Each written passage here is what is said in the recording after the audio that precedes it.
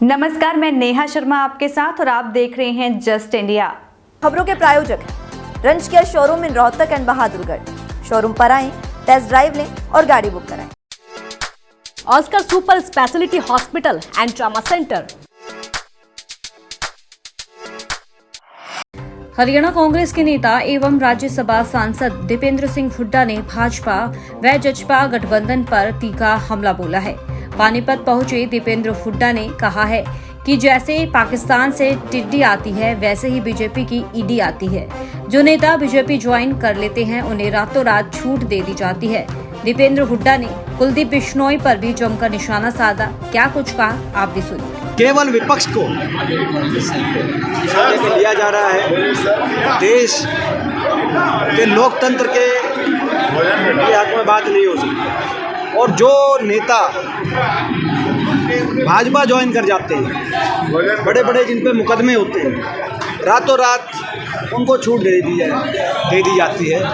ये हरियाणा के अंदर भी दो उदाहरण हैं, चाहे वो जेजेपी के नेतागण हो, चाहे वो अभी आदमपुर के हमारे कांग्रेस के पूर्व विधायक जो अभी भाजपा में पीछे ज्वाइन हुए थे। तो इस तरह के उदाहरण पूरे देश में देखे जा रहे हैं। ये मैं समझता हूँ लोकतंत्र के हक में ये नहीं है और ये इसकी लड़ाई हम लोग लड़ रहे हैं। ईडी और सीबीआई किसी प्रदेश में चुनाव हो और वहाँ पे विपक्ष के से जो भी नेतृत्व कर रहा हो उसके घर ना पहुँचे। जैसे पाकिस्तान से टीडी आती है, ऐसे चुनाव से पहले बीजेपी की ईडी आती है। यमुनानगर जिले के मंडेबरी और पंजैटो का माजरा गांव में जहरीली शराब पीने से 7 लोगों की मौत हो गई है। मामले में पुलिस ने 7 लोगों की गिरफ्तारी की है। गिरफ्तार किए गए लोगों में कांग्रेस नेता मांगीराम भी शामिल है।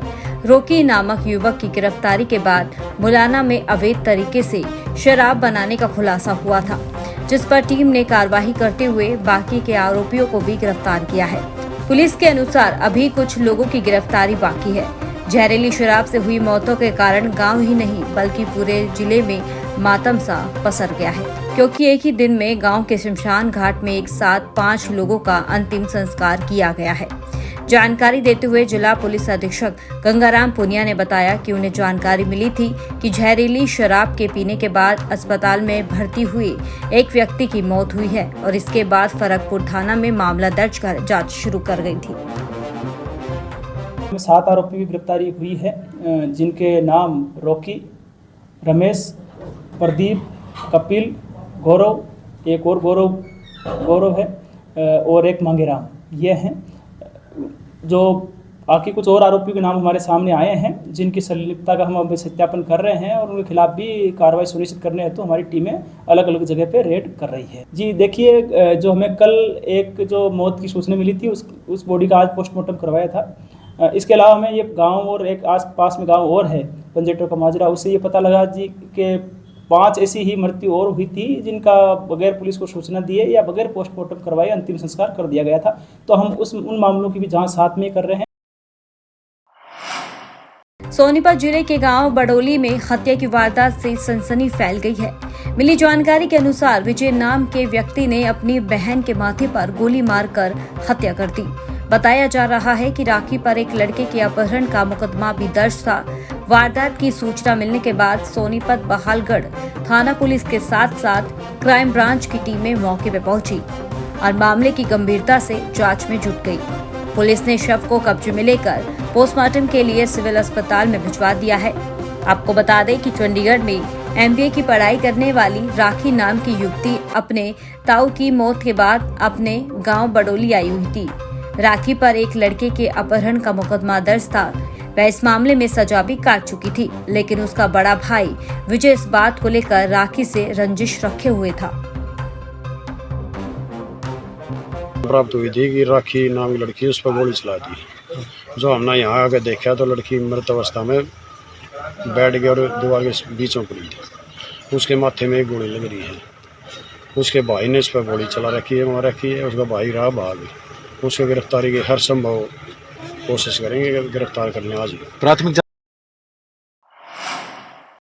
फरीदाबाद में एक युवक की पीट कर हत्या कर दी गई। वह रात को घर से किसी के पास रुपए लेने के लिए गया था। सुबह उसका शव पड़ा मिला। सूचना के बाद पुलिस और परिवार के लोग मौके पर पहुंचे। सीआईए और फॉरेंसिक टीम मामले में जांच कर रही है। दिवाली पर हुई बेटे की हत्या के बाद मां का रो रो कर बुरा हाल है।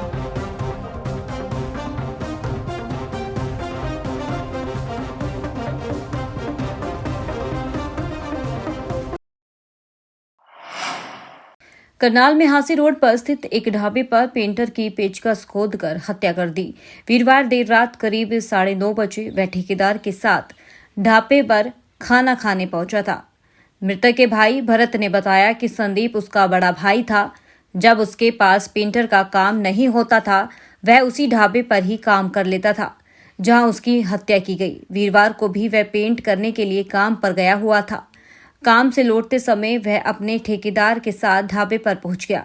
वहां से खाना खाकर जब दोनों बाहर निकल रहे थे तो ढाबे के अंदर ही बैठे 4 से 5 युवकों ने उन पर तेजधार हथियार और पेचकस से हमला कर दिया। हरियाणा के रेवाड़ी में धनतेरस के त्योहार पर एक शख्स की चाकू से गोदकर निर्मम हत्या कर दी गई। व्यक्ति अपने घर से काम पर जाने के लिए निकला था। गांव से कुछ दूर आगे निकलते ही अज्ञात लोगों ने उस पर चाकू से ताबड़तोड़ वार करते हुए मौत के घाट उतार दिया। सूचना के बाद सदर थाना प्रभारी खुद मौके पर पहुंचे। पुलिस ने शव को पोस्टमार्टम के लिए मोर्चरी में रखवा दिया है।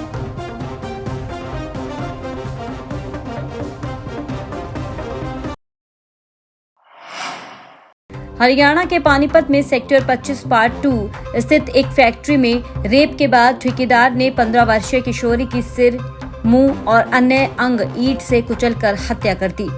आरोपी ने शव को फैक्ट्री में ही तीसरी मंजिल पर छत पर कूड़े के नीचे छिपा दिया।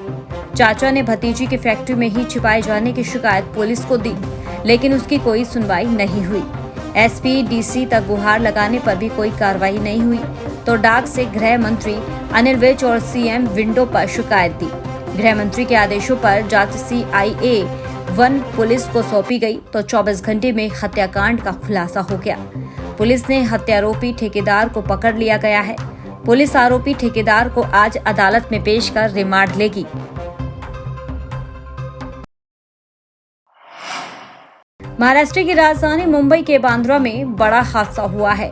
दरअसल बांद्रा वर्ली सी लिंक टोल प्लाजा पर खड़ी 6 गाड़ियों को एक तेज रफ्तार कार ने टक्कर मार दी। हादसे में 3 लोगों की मौत हो गई, जबकि 6 लोग घायल हो गए हैं। मुंबई पुलिस के मुताबिक तेज रफ्तार कार वर्ली से बांद्रा की ओर आ रही थी। घायलों में से 2 की हालत गंभीर है। मुंबई जोन 9 के डीसीपी कृष्णकांत उपाध्याय ने बताया कि रात एक कार वर्ली से बांद्रा की तरफ उत्तर दिशा में जा रही थी। सी लिंक पर टोल प्लाजा से 100 मीटर पहले उसने एक गाड़ी को टक्कर मारी और फिर तेज रफ्तार से आते हुए 2 से 3 गाड़ियों को ठोकर मारी और इस घटना में कुल 6 गाड़ियों को टक्कर लगी है। इस गाड़ी को डैश मारा और वहां से डैश मारने के बाद उसकी स्पीड उसने तेज किया और आगे आकर के उसने 2-3 गाड़ियों को टोल प्लाजा से जल्दी में निकलने के लिए टोल प्लाजा पे उसने धड़क मारा और उस दरमियान गाड़ियों को टक्कर लगी। इस पूरी घटना में मर्सिडीज गाड़ी जिसको पहले टक्कर मारा था उसको और जो गाड़ी ने टक्कर मारा है, इन दोनों गाड़ियों को मिलाकर के टोटल 6 गाड़ियां इन्वॉल्व हैं जिनको डैश लगा है। और इस दरमियान अभी तक टोटल 9 लोग जख्मी हैं, जिसमें से 3 सीरियस थे। 3 सीरियस में से 3 सीरियस थे, उनका डेथ हुआ है। धर्मनगरी मथुरा से बेहद ही शर्मसार करने वाली खबर सामने आई है। यहाँ सीसीटीवी में एक ऐसी तस्वीर कैद हुई है जिसने गुरु शिष्य के पवित्र रिश्ते को कलंकित किया है। वहीं अब परिजन भी सवाल करने लगे हैं कि आखिर वह बेटियों को स्कूल पढ़ने भेजे तो किसके भरोसे भेजे। तस्वीर थाना कोसीकला थाना क्षेत्र के अंतर्गत आने वाली गोपाल बाग चौकी के गांव में मौजूद विद्यालय की है, जहां 9वीं क्लास में पढ़ने वाली छात्रा से अध्यापक ने अभद्रता कर दी। अभद्रता भी थोड़ी बहुत नहीं, ऐसी जिसने परिजनों को बहुत कुछ सोचने पर मजबूर कर दिया है। हैवान शिक्षक की यह शर्मनाक करतूत क्लास में लगे सीसीटीवी कैमरे में कैद हो गई, जिसकी लिखित तहरीर छात्रा के पिता ने थाना कोसीकला में दी है। कोसीकला के निकटवर्ती गांव के जनता इंटर कॉलेज में 9वीं क्लास में पढ़ने वाली छात्रा के साथ विद्यालय के अध्यापक गोविंद पुत्र सुग्रीव ने जबरन पकड़कर अपनी हवस का शिकार बनाने का प्रयास किया। कोसीकला क्षेत्र के विद्यालय इसमें के शिक्षक के द्वारा छात्रा के साथ करने का